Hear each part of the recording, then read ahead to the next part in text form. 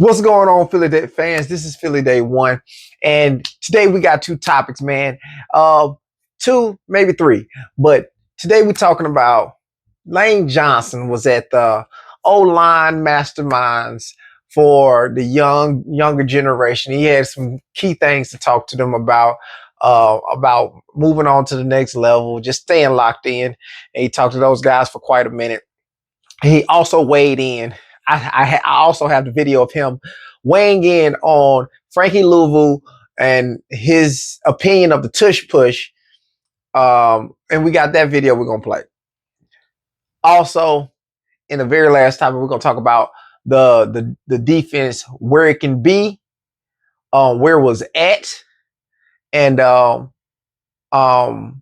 PFF ranking Vic Fangio as the top defensive coordinator over Steve Spagnuolo.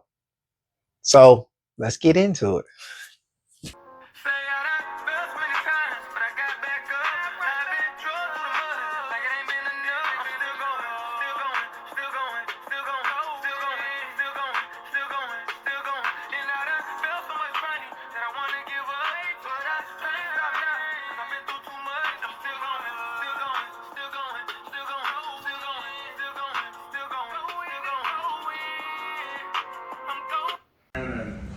You see their careers last, and you see guys that fuck around, and and it comes to hard reality for some guys. But I mean, it's always a battle, it's always a test. But I think we just the help and the resources that we have now, where it's a lot easier for athletes to do that compared to the Jackie Slater days, where it helps you get taped up and shows you where the ice tubs were. So we have a lot of resources, we have a lot of help, and I think, just from visually seeing the guys that are coming in today, man, we have a lot of, very big, very talented young men in this room. So, as you can see, he was talking to the young kids, man, just kind of letting them know, stay locked in. I think the message was summed up to stay locked in. And, from hearing it from somebody as good as Lane Johnson, I think it probably hit home. Now, in this video is Lane Johnson weighing in on the tush push and what people think about it and what's his opinion on it. Let's take a look. Yeah, I think they should ban it. You know what I mean? But I know the argument is going to be about like, hey, you guys have to stop it. Don't get us in short yardage and whatnot. But it's kind of like a Chico play, man. You got Jordan Mailata on the right. It's pretty much the scrum in rugby. That's how I kind of look at it. So they should ban it. It's a cheat code. It's just scrum in rugby. Lane, you're right in the middle of it. What do you have to say to everyone who has a negative opinion about that play?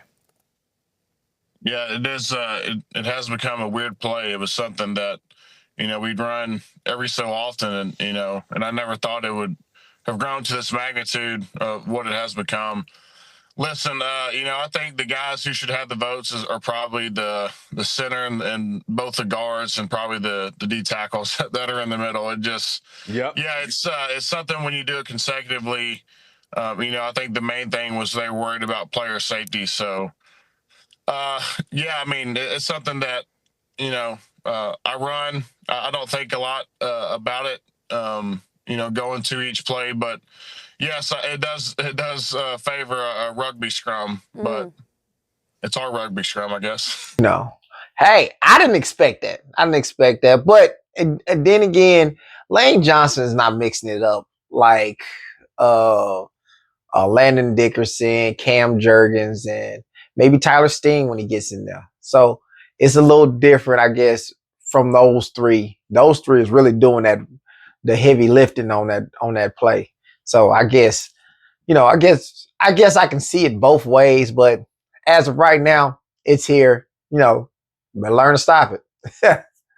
Now, it was an anonymous coach who had this to say about Jalen Carter, him being a young talent and playing it with his mind. Putting it up on the screen. But the coach is unanimous. He just kind of said it and didn't want his name in there. But everybody sees it. I think Jalen Carter is third in PFF rankings behind I think Dexter Lawrence. I want to say Dexter Lawrence. And and rightfully so. This is a kid who's playing off raw talent. He's playing with his mind too. He makes some really good plays. He can see what people are doing, and he tends to adjust well. Like the one he called when um Nolan Smith was like, just call that. Just call it. He was like, thanks for trusting me. And they got a sack out of it. He was like, thanks for trusting me. He was like, fuck that, man, just call it. Excuse my language. He was like, just call that shit, man. You know, and he did. You know, he was like, I think them meshing together last year, it was late. It was late in the middle of the season. Our pass game was kind of holding people. But like towards the end of the season, our rush became really, really good. With the help of Jordan Davis, our rush became super good. And I can only think that they build off of that and we be better. You know what I'm saying? So I do want to talk about the PFF rankings for secondaries. And I'm guessing because of Darius Slay moving on, they got us kind of low. You know, I don't agree with this. Keely Ringo, I think, y'all probably gonna tell me up for this one, but I feel like Keely Ringo is an upgrade from Slay. He's gonna play press. He's gonna play a little press, and he can run with anybody. He was giving AJ fits in OTAs, running stride for stride. AJ was like he was visibly upset in OTAs because of the competition. He want to beat him out, and Keely Ringo wasn't backing down. I'm telling you, we can be like better at the pass. And I know we was number one in the league last year as far as passing, and we can be better. So, and all thanks to my man Vicky Vanjo. Vicky Vanjo to the main thing. PFF got Vicky Vanjo at number one, man. Number one. Steve Spagnuolo right behind him. And I don't know. If we see in training camps and if we see these guys coming here and Jalen Hurts carve up Vic Fangio's defense, I know it's there's certain years that we used to be like, oh, is that bad for the defense? Or is this just really good for the offense? This is going to mean that it's really, really good for the offense. Because the pieces over on the defense are so good. We got pieces that's on the offense that's really, really good. But if the defense is mainly winning these battles in camp, that's gonna mean really, really good.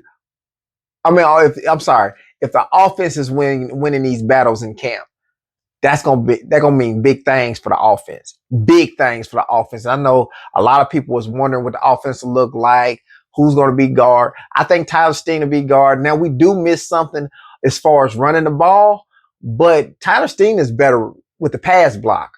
With pass blocking, he is much better than Mekhi Becton. We had some issues with Mekhi Becton. They, some double blitzes up the middle was kind of killing us at one point. But we got that situated. But Tyler Steen is mainly good with the pass.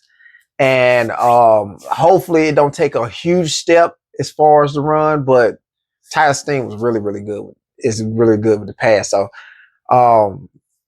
hey man, that's all I got for you guys, man. Tell me what you think about Vic Fangio. What are your opinions on this defense that's coming up this year? You know what I'm saying? And Jalen Carter, does he show us something different? I don't think that he'll do anything crazy like a double-digit sack year, only because he's getting double all the time. All he got to do is get double all the time. And then Jordan Davis is going to be so big for that double.